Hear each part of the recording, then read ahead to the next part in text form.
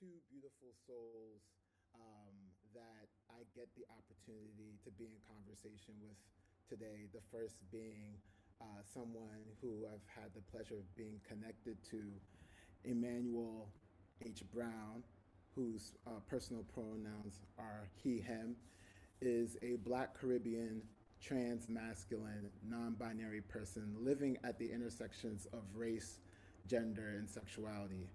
As an embodied freedom practitioner, Emmanuel's work with BIPOC and queer trans folks, so BIPOC, Black, Indigenous people of color, folks creating new strategies for liberation and freedom using healing arts, spiritual Hart's justice. His integrative approach gained the attention of numerous institutions and movement spaces, and he was invited as a consultant, facilitator, panelist, and speaker by Auburn Seminary, St. Louis University Institute for Healing, Justice, and Equality, Harvard Law School, Yale University, Movement for Black Lives, Race Forward, Pop Culture Collaborative, Just Beginnings Collaborative, Collective Future Fund, Funders for Justice, and the Novo Foundation. Emmanuel is the executive director and founder of Acorn Center for Restoration and Freedom, located on occupied northern Georgia Creek territory, and enjoys learning new magic from plants. So, just a warm welcome to Emmanuel H. Brown. And in addition to that, Emmanuel is also joined by Tricia Hersey, personal pronoun she, her, is a Chicago native living in Atlanta with over 20 years of experience collaborating with communities as a performance artist, theater maker, spiritual director, and community organizer. She is the founder of the NAP Ministry, which, by the way, I do follow on Instagram. Um, and it is an organization that examines rest as a form of resistance by curating spaces for the community to rest via collective napping experiences, immersive workshops, and performance art installations. Her research interests include Black liberation theology, womanism, somatics, and cultural trauma. She holds a Bachelor's of Science in Public Health from Eastern Illinois University and a Master's of Divinity from the Candler School of Theology at Emory University. Tricia's work has been seen with Chicago Public Schools, School of the Art Institute Chicago, Museum of Contemporary Art Cleveland, the Atlantic, United States Peace Corps, Google Chicago, and organizations nationwide and internationally. So definitely give them a warm welcome. You can do so in the chat from where you are. And we'll be sharing more in the chat where you can learn more about both of their work, through all the social media handles.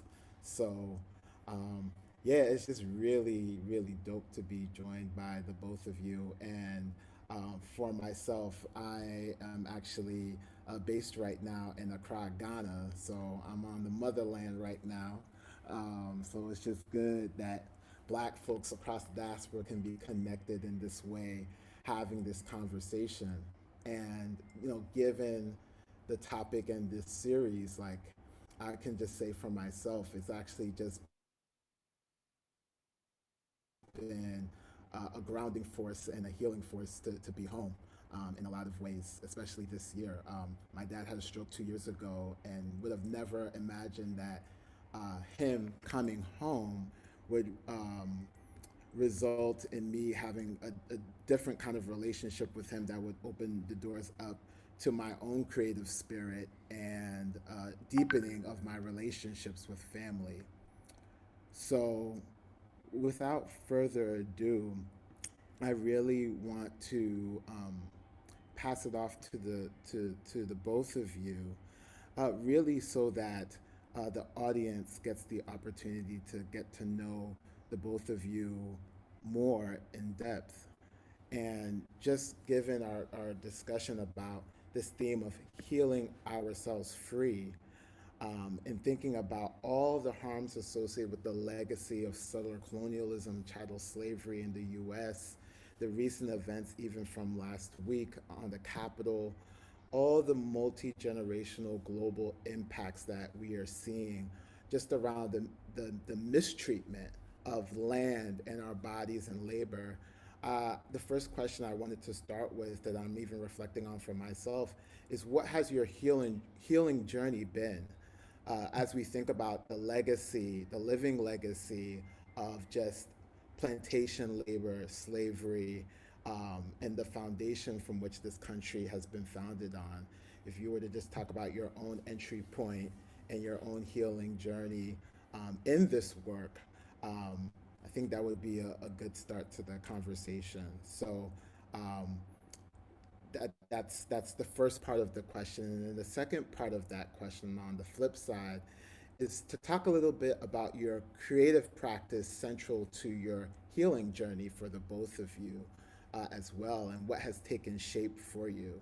So, one, what has been your healing journey, and then two, where has your creative practice been central as a part of that healing journey, and where has that taken shape for you in your community and on the land that you're on? So, whomever feels moved to go first can go. Hmm. Oh, such good questions. Like I'm really like meditating and ruminating and kind of like I'm like a tea bag right now. I'm just like sitting and I'm just like sitting in those questions because they're so good. To think about living legacy and these healing journeys. It's a lot to think about. And I think when I think about it immediately, what I think about is my legacy being one of a subversive Black woman. I think the word subversive is so important, and I think it's not said enough. It's not talked about enough. It's not placed in the center of what we're going to be doing as we exist in this culture, and as we survive and thrive. My legacy from plantation labor is one of I'm very, very inspired by Maroons and American Maroons and the reading about them literally creating alternative spaces, jumping off of slave ships, running off of plantations, not being fugitives. I think it's important that we say we aren't fugitive. They weren't fugitive. They literally were like, I'm just not going to be on no plantation. Like, this where I live. I live in the swamp. I live in the cave. I live outside in the bush. I have babies out here. There's a full system of economics happening. I have, a full system of care is happening so that we're able to survive. And when I think about them surviving some up to 15 years in the swamps of Virginia and caves and in the bush in deep parts of South Carolina and Georgia, I am and not just surviving but thriving, like literally, like having children and making medicines and having their own systems. And so I'm very, very my legacy really comes from one of thinking about a third space, thinking about alternative spaces, thinking about how my ancestors have literally thrived when all of the world has wanted to kill them. I think about my grandmother, who I talk about. If you have ever listened to anything on the Net Ministry or even been on my IG page, all I talk about is my grandmother, Aura Caston, who was the muse of this work, who rested her eyes every day for 30 minutes on her couch, who was um, a survivor of Jim Crow terrorism, left the deep south of Mississippi. She really created her own way. She built a spaceship out of uncertainty and flew herself on a bus. But her energy, I feel like, was meditating and bringing herself to the north, to Chicago. And how grateful I am for her for making that choice to say, I'm up I don't give a care. I was just about to curse. Y'all saw that, right? I don't give a, like, I don't know what it's going to be like. I don't know what that's going to be when I land. I just know it ain't going to be this. I'm not going to see another lynching. I'm not going to be chasing and wondering if my children will be lynched. And I, like millions and millions of other Black people during the Great Migration, she was up and she pieced out and said, I'm done, and went and created her own legacy. So both of my grandparents, my grandmother Aura, and also my paternal grandmother Dorothy, left from down in Baton Rouge, Louisiana. So Mississippi and Louisiana both were sharecroppers, and then you think about my great great grandparents who were actually enslaved and on the plantations working the land, and then the fact that they just left and said, I'm out, I'm going to Chicago. Both of them landed in Chicago, and I'm so grateful for that subversive nature. And I want, every time I speak to people about what's going on with the NAP ministry, they're like, well, I never have time to sleep. I can't find time. So if you're not going to be able to just think it's going to be given to you, if you really want to be about this, resistance means something. It's not just a cute hashtag. And so my legacy really comes out of that legacy of subversiveness, being very inventive, remixing trauma, intergenerational wisdom. You know, I love to uplift intergenerational wisdom. We talk about trauma so much. We don't talk about the intergenerational wisdom that really is landed me here so that I'm here and alive right now and I'm speaking to you. So I that's my legacy. My creative practice that's central. You know, I'm an artist first. This work really came out of me being a performance artist, theater maker, experimental artist. And so in terms of that, it's always the center of the work. I'm always trying to create ritual and trying to see ritual as the way to lead myself to freedom. And so the NAP ministry started with me trying to save my own life. It wasn't in any way, shape, or form me thinking I'm going to create this big, huge, amazing organization that people are going to be tweeting and wanting to talk to me about. I literally was trying not to die. And so because what I did is I slept and napped and I connected with my ancestors, and I saw this work as a way to have reverence for them and to remember them. And so my place is always in ritual. I call myself an escape artist. I'm always trying to escape the next thing that this system wants from me. And so I'm this thriving escape artist, you know, popping up, coming up out of boxes, figuring out ways, sleeping, napping where I have to, and trying to make a way,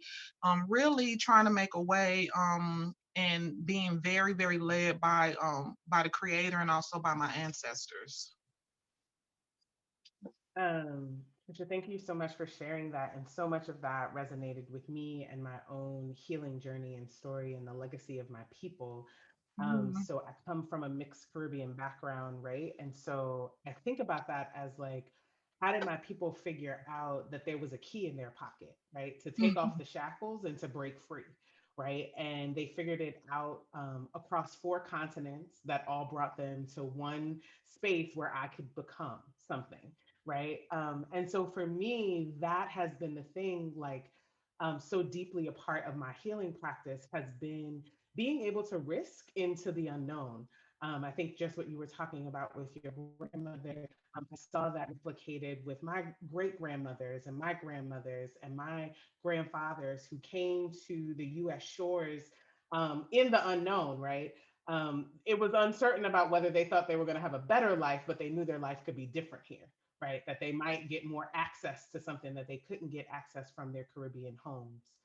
And so for me, being, risk taking and being a student of the possibility of freedom is the thing that pulls and pushes me in every part of my practice. And that freedom started within my own body as somebody who was Black and trans and round bodied. And you could add on identity after identity that would say that this body is a prison. I have chosen to live a life and to be in a healing journey that tells me that this body is actually a vessel of freedom, not only just for me, but for other people, right? Because if I'm just getting free and I can't bring nobody else along with me, then what's the point of that, right? So for me, this body being a body of freedom meant that I also had to be free in my relationships with others, right? Starting with Black folks, right? And so for me, I really wanted to start where I knew. And so starting with the relationships with other Black people, because I realized that our relationships my healing journey really taught me our relationships have become a training ground for oppression versus a Mhm, refuge that was rooted in freedom. And so, mhm, how do we actually break free in our relationships so that when we are building these new structures and we are building this new world, that we actually can be in a place where we know how to be a different way with each other? And I think that all leads into my creative practice, right? For me, I came to creativity second, right? I have friends today who will be like, I told you you was an artist. I was like, I'm not an artist.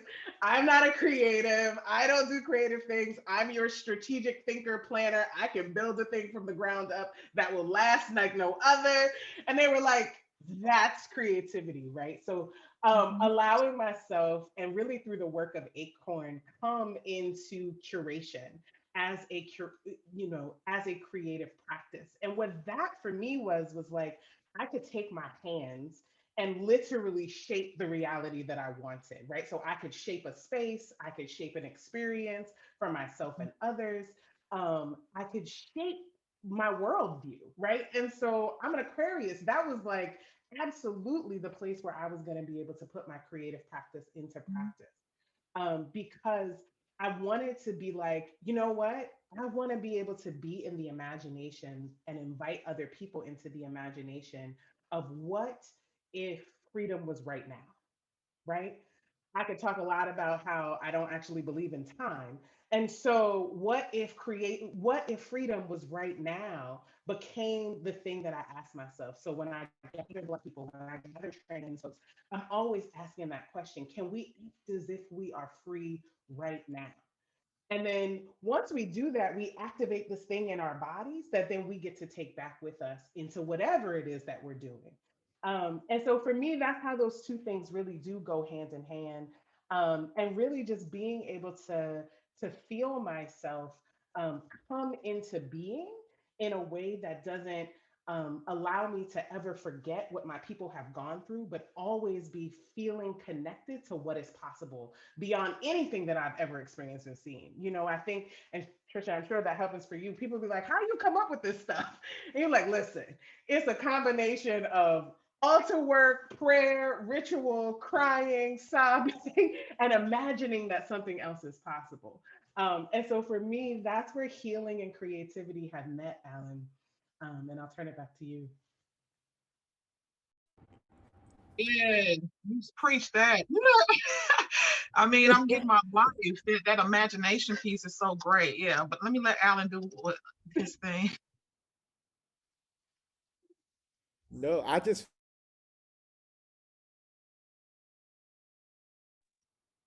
feel like this is a conversation. It's just like when we were preparing for this, that it Yeah. brought us this opportunity to be able to have conversations that typically, we don't get to have at the forefront that become the water cooler conversation. So it's dope that we're joined just by 160 other people, in the digital space to be able to just like be and have these conversations because some just key words, just Trisha from the conversation, like black women, subversiveness, marriage, not being fugitive. Like there's a flip on it, right? And like where do we look at sovereignty, Yeah. as it pertains to bodies and land? This I mean, I saw the chat go crazy when you had the quote, she built a spaceship out of uncertainty. Like the quotables are being generated by folks in the audience. So there's just deep resonance, like this concept of being an escape artist. And I'm Mhm. at a space where I'm actually in my deep practice not only as like a performance artist, but doing a lot of lineage work while here in Ghana. So Mhm. reminds me of Anansi the spider. Like the stories of Anansi the spider from this landmass, post colonial that's now known as Ghana, but so many different peoples came together in imagining even that Mhm. creation story of Yeah. Anansi and the way that he looked at the spider as a trickster to weave. So it made me think of that, and Emmanuel, just this understanding of taking risk and choice, the power of choice and risking into the unknown, and the power of our people and the legacy of our people, and be able to do that in creating freedom and those vessels. It makes me think about the infrastructure, right? The space in which we get to create that, and how that so undergirds this web of relationships that we have with our own people and with the souls of our people too. So I really appreciate the invitation of that question of like, what if freedom was right now? Bringing again, that it makes me think of Sankofa, like, we have to return back in order to move forward. It's like past, present, future, and how are we situating ourselves within that. So there's just so much content just in that question, really inspired by the both of you, and it just resonated with me. And so I was just bringing it back, Love that. Yeah. So we're just throwing it back. But it brings. I was inspired really, in addition to our conversation, by this piece written by J.M. Wong in the South Seattle Emerald. And the name of that piece is called "What If Care Was Our Society's Organizing Principle?" And Mm. so I want to ask the both of you, based on our these previous questions, what happens when we center care as an organizing principle? What's possible to reimagine as healers, as creatives, as spiritual practitioners, in creating the next world? As we were talking about bringing freedom into right now, like when we center care as an organizing principle, what is possible to reimagine as healers and spiritual practitioners in creating the next world? Just thinking about all of what's happening right now. We're in a global pandemic, and there's just so much to be said about what is possible, even in the midst of crisis and even celebration. Yeah. Yeah. The first thing that pops up to me is Black and Indigenous people do have care as their organizing principle. That's how we are survive. How would I be here if care wasn't the organizing principle around everything in my entire existence? Like, basically, I have been dropped into the wicked place of North America, and we're trying to like create our own way. So that's why these alternative spaces, these ideas of looking at third spaces, of healthy escapism, of looking at how we create our own worlds and thrive within a place, these temporary spaces of freedom and joy that we create within a place that is wicked and is trying to kill us literally. And so I always think about the concept of communal care and collective care and soul care, and continuing to create these systems of care that really reach deep, and how radical care will really save us, and how American individualism is what's killing us. And so I don't know, I wouldn't be alive if I wasn't centered, if my entire family, if how I grew up, if care was not the central principle. And so it's almost as if, we're living in these two worlds, these two different dimensions. It's the dimension when I look and I'm a Black person, I'm growing up my whole life in the Black church, around in the Black community, at a Black school, with my Black parents who were community organizers and militants, and who were telling me from the beginning, like, how to survive, and telling me about my history. Like, I really was in this place. I saw that. And so my parents and my ancestors and my family was able to create that. And I think Black people do that all the time. Like, Indigenous people do that all the time. I mean, look at Black people. I mean, we're sitting up here, we magic, we shine, and we doing our thing. And people can't even understand, how are we still alive? But how are we still alive and looking good and shea buttered up and hair good and dancing and creating and making music? And it's like James Cone calls it the biggest miracle in the history of our entire globe, is the fact that Black people were able to remix slavery and for centuries and centuries, and make babies and still be here. Like, it really is. He calls it the greatest miracle. James Cone, who's the father of Black liberation theology, who really roots this work.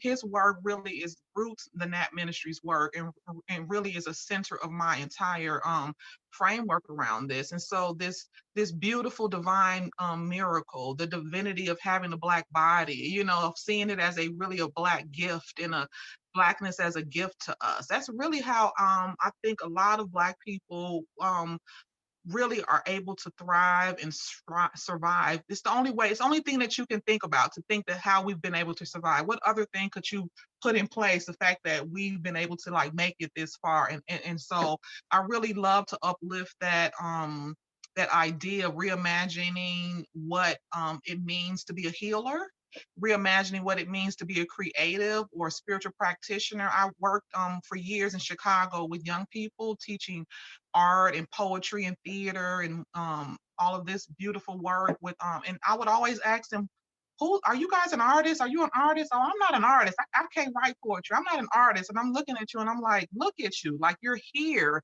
you're alive, you're dancing, you're like singing, you've been able to survive, so much trauma when they wanted to take you down. If that's not a creative being, if that's not an artist able to remix and make a way, your grandmother get a bag of potatoes and y'all eating for 2 weeks, that's an artist. You know what I mean? Like that's a person who's able to, really make a way. And so to me, I really see all marginalized, I see Black people, Indigenous people, all marginalized people as healers. I don't think that has to be something that's tapped on and you have to, I think that we come into the world with that. And I think that our bodies are a site of liberation. Wherever our bodies are, we can find liberation. And so we don't need a third or a second connect. We have a direct connect to the divine. We are divine. And so we all are healers. We're all healing ourselves. I don't really even associate myself. I don't even call myself a healer. So many people have said the work that I do, I'm a healer. And I really don't, in a lot of ways, kind of vibe with it, because I feel like I'm not really doing anything that you don't have. I'm not really doing anything that you can't do. And I feel like we all are, because we are born, that's the divinity in us. The fact that you have life and you have breath and you were chosen to be on this earth, that's what we need to be able to start. That's our foundation. That's the center. And so I really think I like to open up the idea around who's a healer, who's an artist, who's a creative, like, I really think that, like I said, the divinity in all of us, specifically the divinity of Black people, really centers us as already being all of that. And so all these other things that are coming upon us trying to like verify us, I don't need no verification. I'm breathing. So I'm an artist. I'm a healer because of that. So Yeah, I feel you there. I was joking with a friend the other day, and I was like, the last time Black people got really bored, we created jazz. And I'm so excited to see, with more time, and spaciousness. I really do believe that Black folks, we become the vessel of the thing that we don't even know is the solution to all of the answers that we have, right? yeah. And so for me, when I think about centering care, and echoing so much of what Tricia just said, a couple of things for me that is, care is at the core of actually decolonizing our relationships, and it's actually the foundation of freedom, right? Because capitalism and colonization do not give any thought about your care, right? Care of the planet, care of each other, care of structures, institutions, right? If last week wasn't anything else, it's like, how could people who call themselves so patriotically literally run over an institution of the patriotism that they say that they stand for the sake of dethroning or attempting to disrupt the processes in which they say that they are out there to support, right? So that is an example of the way that you see care will run colonization, right? Fascism will run roughshod over anything, right? So when we center care, we actually have the opportunity. It's the first place of decolonizing our relationships with ourselves, with the land, with each other, right? And it becomes the foundation of freedom. We can't have freedom if we don't have care. right? So if you're engaged in a freedom strategy in which you're not sitting around saying, oh, did I, I was joking earlier today as well of like, have I done all of this other stuff for other people, but I haven't even brushed my own teeth today, right? Then what is the effectiveness of what I'm doing for others if I'm not first caring for myself?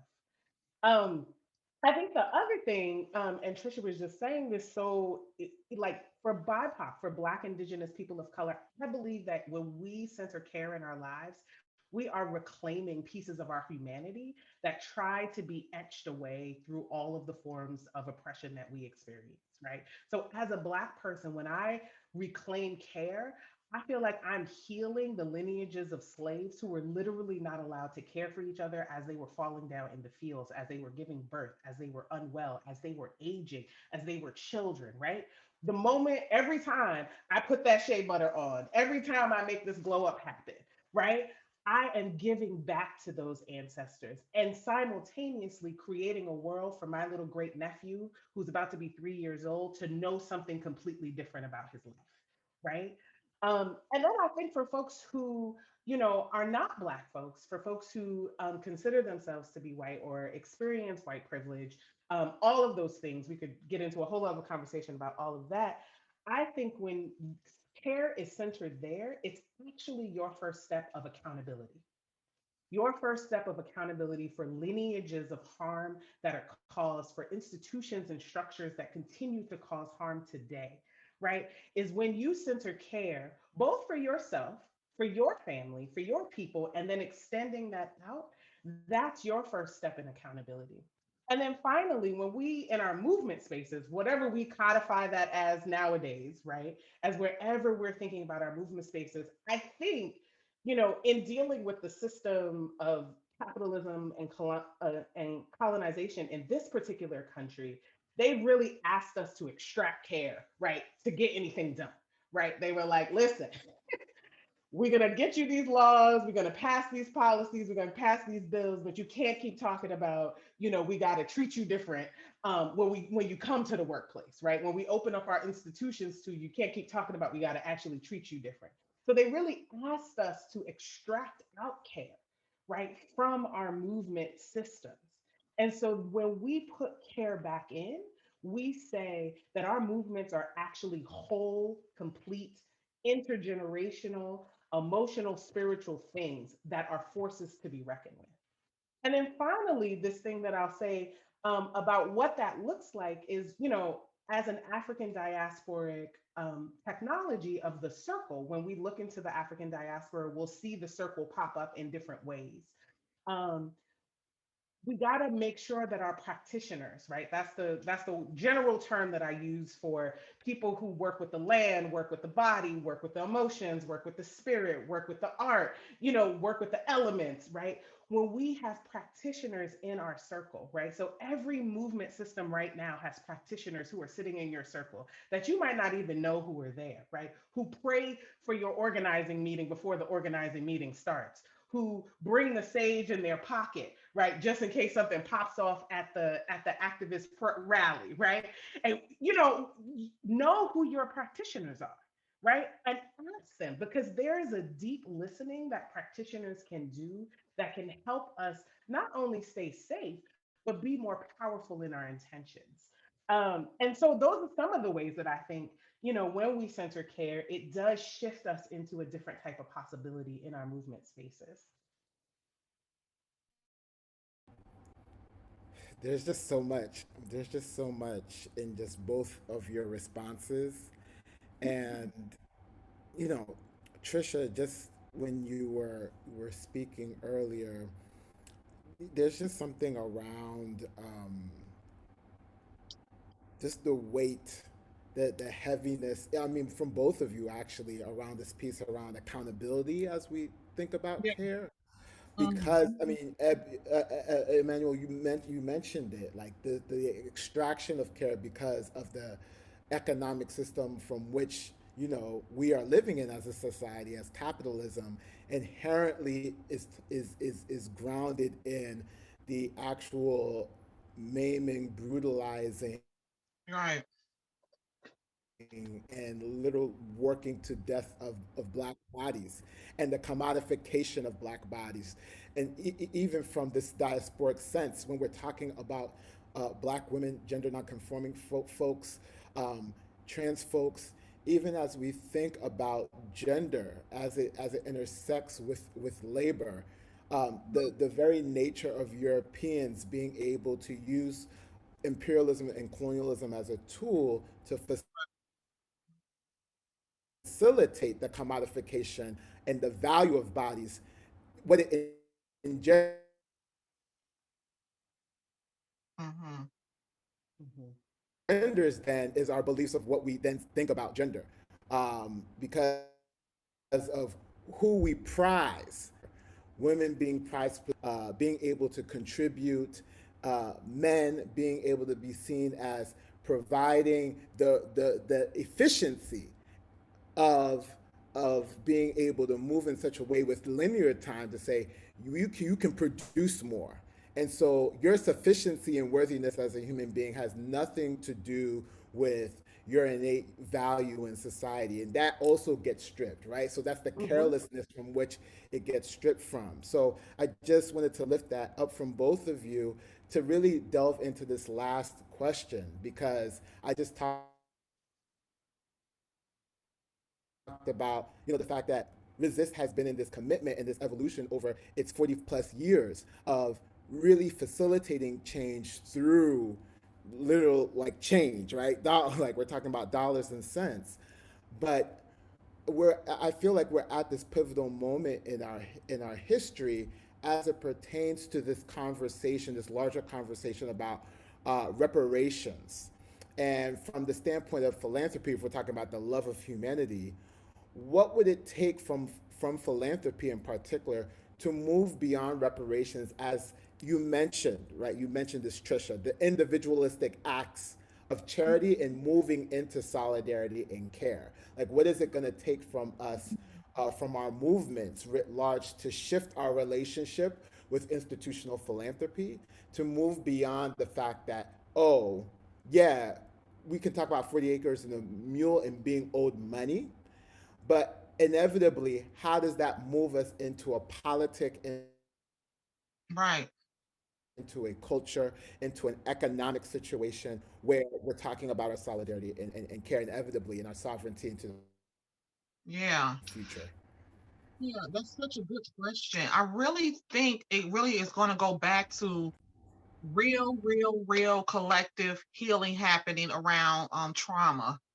Like white people who are in philanthropy and who are just thinking giving away money is enough, and haven't been to the altar to like heal that ancestral lineage of trauma that they come from, it's not really going to be able to really move beyond and go into a space of like deep care, deep radical solidarity, and really in a spiritual sense, it's really actually not, it's actually skipping steps. And so from a spiritual sense, reparations looks like money, yes, but it also looks like the movement of the energy in you that white supremacy has taken over, the white supremacy lineage of our entire culture, of our nation. When I think about chattel slavery, like I was in a class when I was in seminary, and we were studying lynchings, and our teacher was putting up all these photos of lynchings. And it was a lynching happening in Kentucky, because all the postcards they had of lynchings, and there was a woman who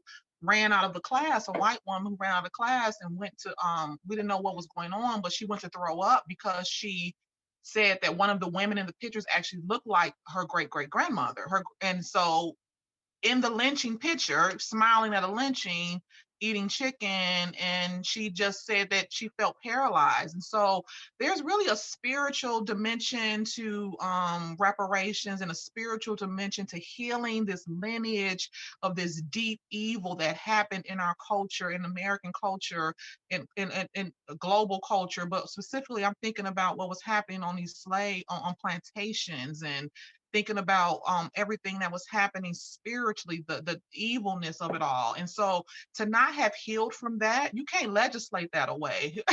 You can't like make a memo and have a meeting and kind of create some type of financial system that way. You know, it's a spiritual and cellular, like Christy just said. It's a deep healing that this country has never done. There's a hidden wound that is on the backs and in the souls and energy of all people here. And I think that white supremacy is eating white people alive, and they are believing that it's just, oh, that happens to the poor, marginalized people, the Black people. How can I be an ally to that? But when they really need to be digging deep into their own cultural trauma, their own cultural history, their own ancestral lineage, their own spiritual ways around that. And they have not done that ever. And so think about from the time that slavery was said it was illegal until them Jim Crow and the Voting Rights Act and all with this legislation around how we're gonna get people to in a courtroom act right. If you hang somebody, we'll make it a federal crime and you go to jail, which still isn't there. But like, you can't legislate that away. You can't legislate that evil away. That's going to be deep spiritual accountability, spiritual work that has to be done in a deep way. So that's what I think is going to take to really move these individual acts, into a place that is looking at reparations as more from a spiritual dimension. Yes. I just have I mean, we got onto this question in the preps and we just were like, yes, yes, yes. And so what I will add to that, is that one of the other ways that I think about like the levels, right? When we think about trauma, and anybody who has begun a trauma healing journey or a healing journey knows that you might be dealing with one little thing and you'll come back to it. And then 5 years later, you'll come back to it and be like, oh, there's a whole other thing. And then 5 years later, you come back to it and be like, I didn't even know that was there, right? So when we think about reparations in the same way, right? Reparations being in that spiral, that first spiral around might be financial resources. That second spiral around, it might be how am I actually in relationship to the communities that I give the financial resources. One of the things that, and I understand why this happens, right?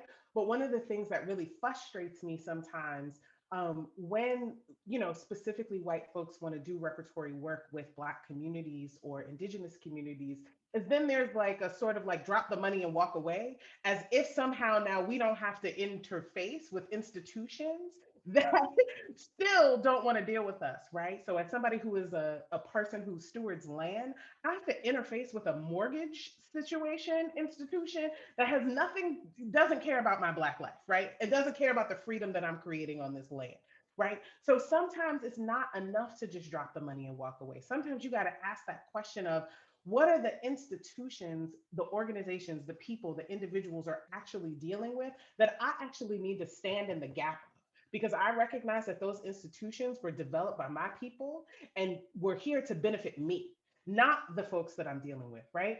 And then we go around that spiral again, and we might come to those spiritual things. That story that Tricia just shared with us of, thinking about our ancestors, the way your ancestors might have been a part of the atrocities, right? Might have been a part of dismantling or killing, two-spirit and non-binary folks, might have been a part of, chattel slavery, might have been a part of using extractive labor from countless and people of color across this country, right? And then we get into there to say, what is the reparations that's required there?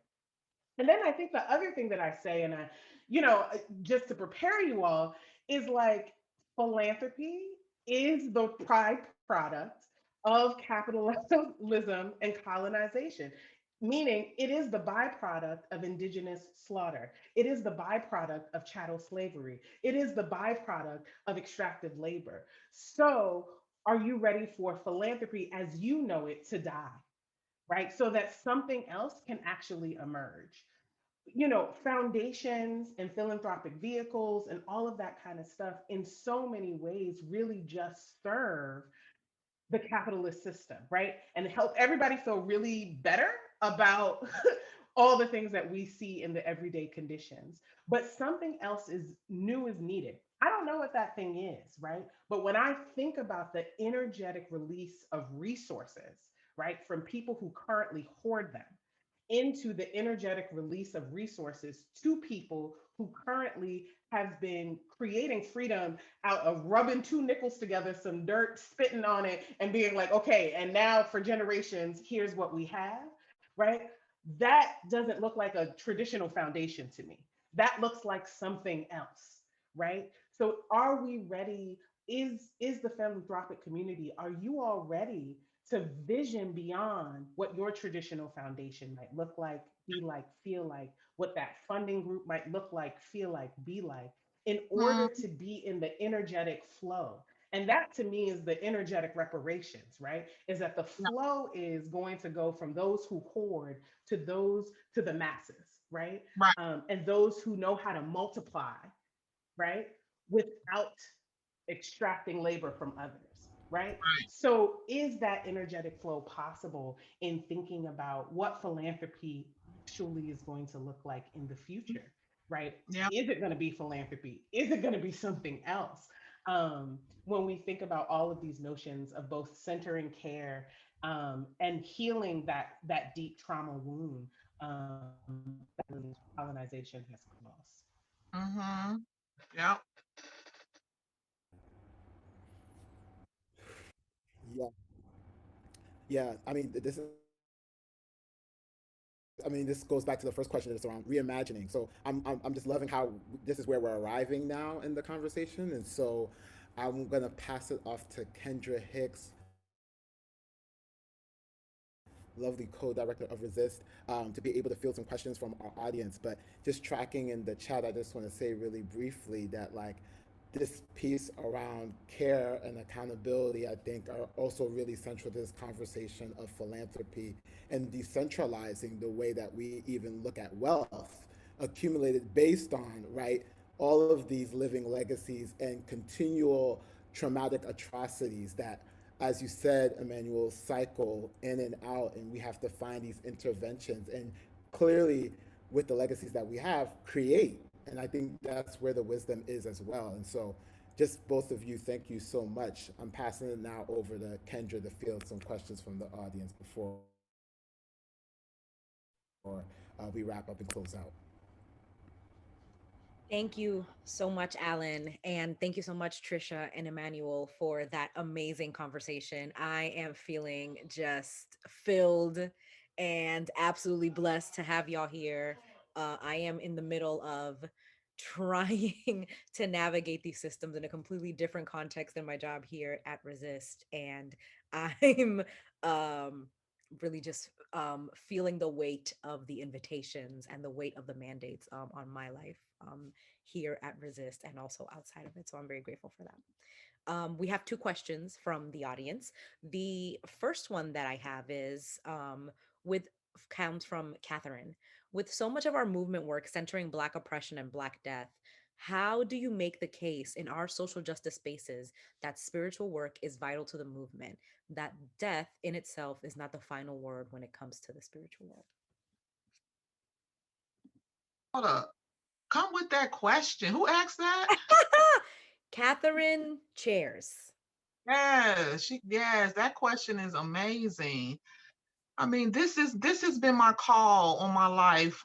This I've been an organizer for 20 years. My father was an organizer in Chicago. So I come from a family of organizers, and I don't know where we lost our way, but the civil rights movement, they will, if you speak to any of the elders who were in that, and Martin Luther King will speak about this a lot, they always said that the work they were doing was spiritual work. You know, when you look at Kingian nonviolence and the whole idea, it was really metaphysical work that they were doing. Like they were like to be at the sit-ins. You know, I went through some Kingian nonviolence training, and then the work that they was doing, training them to be at those lunch counters and have stuff thrown on them and have be beat. Like they were teaching them metaphysical and spiritual work so they were able to sit there and take that. Like they were able to transmute a lot of that energy based on how they were being trained. And so the work really was always centered in a spiritual practice. And I don't know where we lost our way. I mean, Black Lives Matter, even to this day, if you speak to them, you know, speak to Patrice, know her, she'll say that this work is spiritual work. And so I think somewhere along the way, our movement spaces have been, you know, become places of grind culture. We've actually begun to recreate, as Audre Lorde says, you won't dismantle the master's house using the master's tools. We've actually picked up the master's tools and have put them and said, this is now movement work. I remember being on some organizing campaigns where we were like working 80 hours a week. People were sending texts up to 1 a.m. I had a baby and they were like, no, I'm like, can we stop the meeting so we can eat? They're like, no, we got to keep going. It's like, why? We like the movement work has become this oppressive space of we're like running people into the ground. A lot of and I work with a lot of organizers, and so I've been talking with them so that we can start to reclaim these practices, reclaim the idea of knowing, yes, death is not the end, and the trauma is not the end, and that intergenerational wisdom, the wisdom that we're here is what we need to really be trying to uplift a lot more in conjunction with the trauma. And so, yeah, my work, I'm working with BYP 100. I'm doing a training with them next month, and I've been doing a lot of work with them in Chicago as well. And I'm really trying to bring people back, to the idea that this work, rest is spiritual work. It's a spiritual practice. Movement work is a spiritual practice. That we can't even imagine ourselves being able to shift culture through just legislation, through just our direct actions. That this is like we're going to have to go deeper, and I think our ancestors also knew that as well. Like we're missing out on tapping into a lot of the work that our ancestors did for us by just forgetting that we're not resting and getting the downloads. And so for me, resting became this place of um being able to connect with my ancestors so they can give me a word, so they can tell me a word about what's the next step and what's the next way to go. Like all that work that they did for their for our liberation, just because they're not in this dimension does not mean it's done and it's gone. We can still tap in, we can tap into all that wisdom, but we can't slow down enough. We can't deprogram and deprogram from our toxic brainwashing. We're missing these downloads. We're missing the ideas of what that they've already done. It's really we've just become we've become the master, like that Audre Lorde quote. And so I really think that this question is amazing, and I'm think that we have lost our way just because of the space that we're in. We're in a culture of this toxic place, and so we've lost our way on a lot of our indigenous practices and our practices that have held us for so long. And so it's time to get back to those.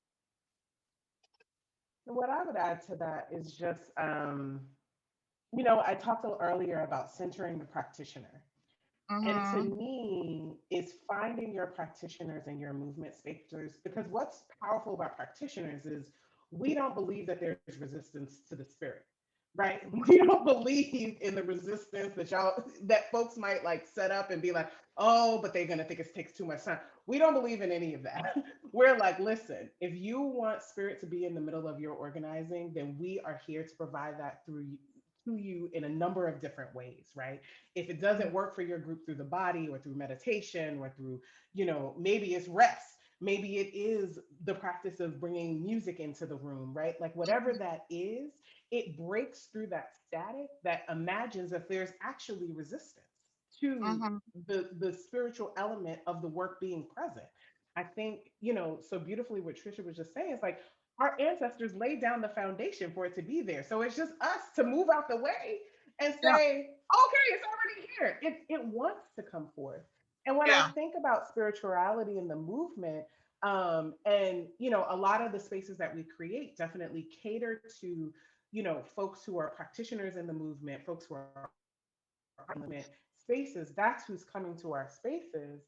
What I realize is like, listen, we don't have to call it Christianity. We don't have to call it, Right. we don't have to call it anything, Right. right? What we know we're doing, what we're Mm-hmm. able to do is we're able to take the unseen, make it seen, the Yeah. unknown, make it known, right? That's And I think the part that we witness in our movements that is really difficult is that we don't do the tending to. We don't tend to our heart and spiritual spaces so that we can uplift, lift away those things that actually block our creativity. So grief can block your creativity, rage can block your creativity, right? If you're not tending to them, right? If you're not giving them a place to root themselves that is not just inside of your body, right? So that's the Mhm. other thing that spiritual work allows us to do.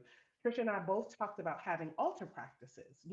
For me, my altar practice was the first practice that I can come to. And I think the reason why we see it being used in our movement so much is because it's a visible example of how we are not standing in this gap alone.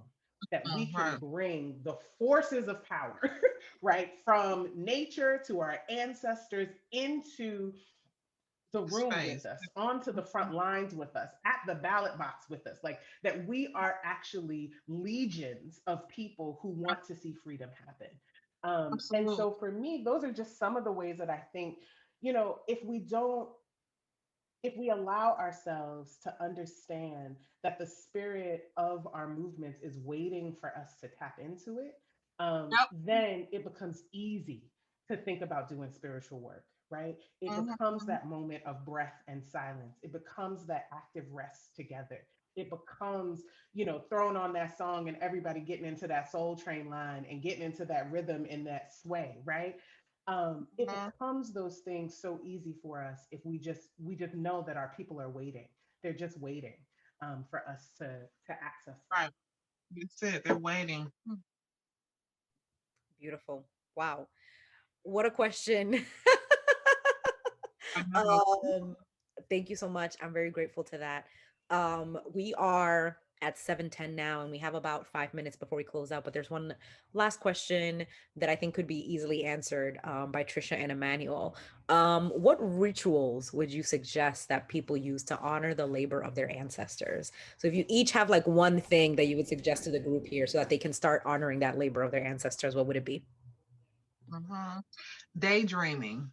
People do not daydream enough. We either are exhausted and trying to sleep or we're going 3,000 miles an hour. But to stop and stare and daydream and freedom dream and imagine and just root ourselves and connect back with our bodies and minds is so important. So I always uplift daydreaming, resting their eyes, and letting that motion, like true daydreaming, the stuff that we used to get in trouble for in school. You're always daydreaming. When I was a little kid, my teacher would always say, she's always looking out the window and daydreaming, and you would get in trouble for that. But I really think we need to like look at daydreaming as part of a practice that really can help us to connect with our ancestors, honor them, and connect with our bodies. And if our bodies are a place of liberative practice, a place of liberation, we need to tap in daily, all the time. We need to always be in that space of doing that.